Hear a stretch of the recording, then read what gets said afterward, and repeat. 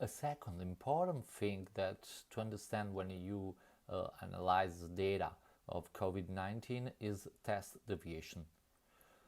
The number of tests increases the total number of cases. More tests you do, more positives you get and you find.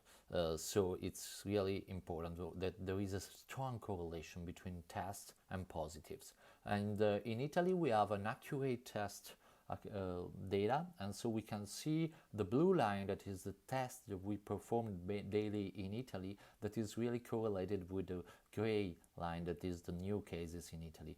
And so it's really important to understand to this correlation and to calculate this is and to look at the trend of this line, that is the percentage of positives people to test. That is, more tests you do, more positive you should get. But if the epidemic is slowing down, you should get less positives also when you go up and up with the test. And this is luckily and hopefully what is going in Italy. You can see that this is a 3 days moving average, and we reach a peak there maybe, and now we are performing more tests, but we are getting a less percentage of positives. This is a really good sign.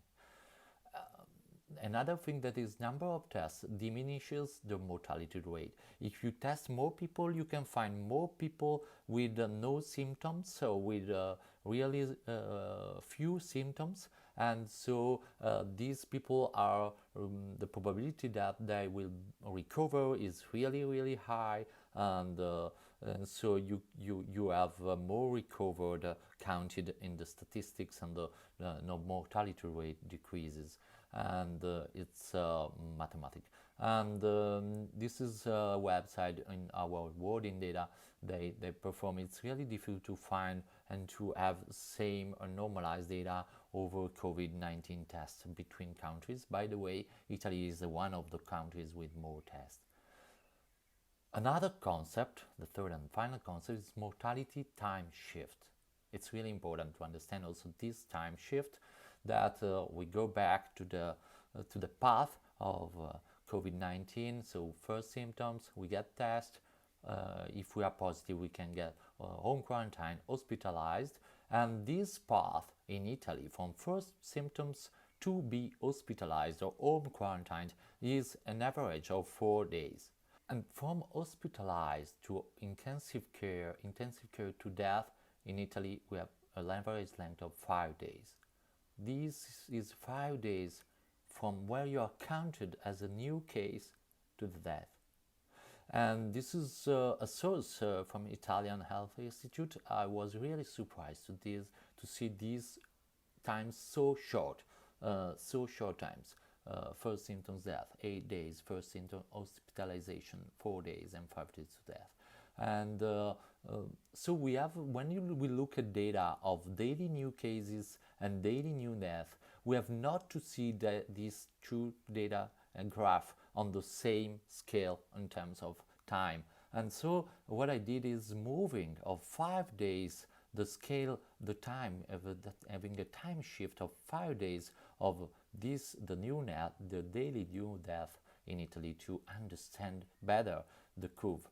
And we had, for example, a first health system stress here when we reached the number of hundreds of new cases every day, really concentrated in Lombardy, that is my region. So really concentration not in all the country, and the health system was really stressed, and we start to have hundreds, 100 of deaths per day. And then we had a second health system stress when the new cases arrived at thousands of people every day. And in these cases, you can see the death here improved a lot. And then we had a collapse, the health system collapse here in Lombardy, in my region, and we get death out of control and also not counted in many cases. And the same thing is happening everywhere. This is Spanish health systems stress, and this is Spanish health system collapse. This is United States. As you can see, US is having a huge number of new cases every day, and I'm really scared of what it could happen in some few days also in US as in Italy. This is the same in UK.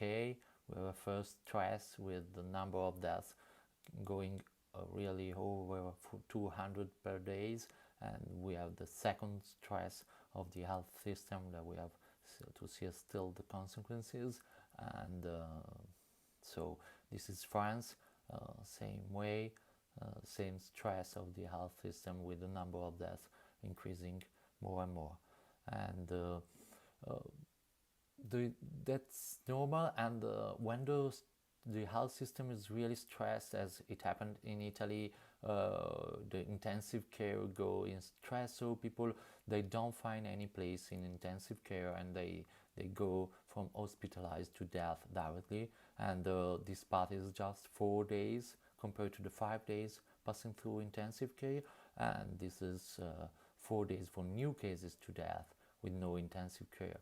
So this is data sources is the Italian Health Institute, and I'm really quite angry about these metrics, as you can see that we have 4 days for no intensive care and 5 days from hospitalization to death with intensive care, but the median of the general median of cases, and this is made on 3,200 deaths, is just 4 days. So the major part of people, they don't get intensive care, and they die without having intensive care.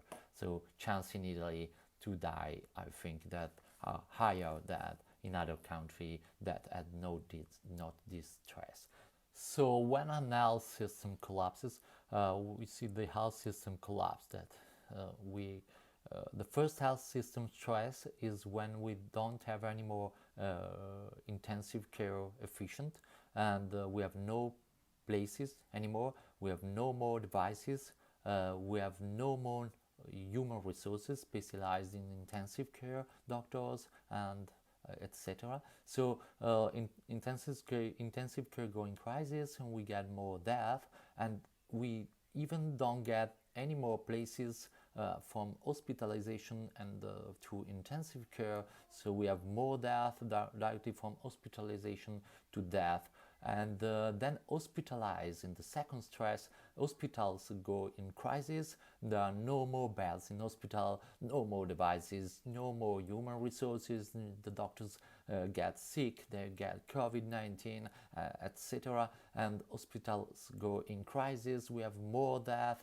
We have no people going from test, even from test to hospitalized, more people home quarantined, also in critical condition. We have more death. And then the health system collapses, the emergencies go in crisis, people that go critical, home quarantine, that becomes critical, they cannot go to be hospitalized, and even they cannot be tested. Here in Brescia, in my city, for example, if my parents that are more than 80 years old, if they get sick, they call, like, I think no one go to test them, and no one go, they will never be positive, they will die, as a lot of people are dying here in my city without even be counted as COVID death. And I hope that this one is not going to go to be in your country or in your region. I have many friends that lost their parents, and this is really terrible. And when does an health system collapse? When the number of new positives becomes huge compared to the hospital capacity. So the metric that we have to consider is the daily new cases. We have when the number of hospitalized patients become huge compared to the hospital capacity, and this matrix is active cases. And when there are no more free beds in intensive care, and mortality increases dramatically, as in Lombardy, as is going to be maybe in Madrid, maybe in New York. I don't live there, but here is like this. And this matrix is intensive care patients. So I put this matrix on this graph, and the countries, Italy and Spain, are here.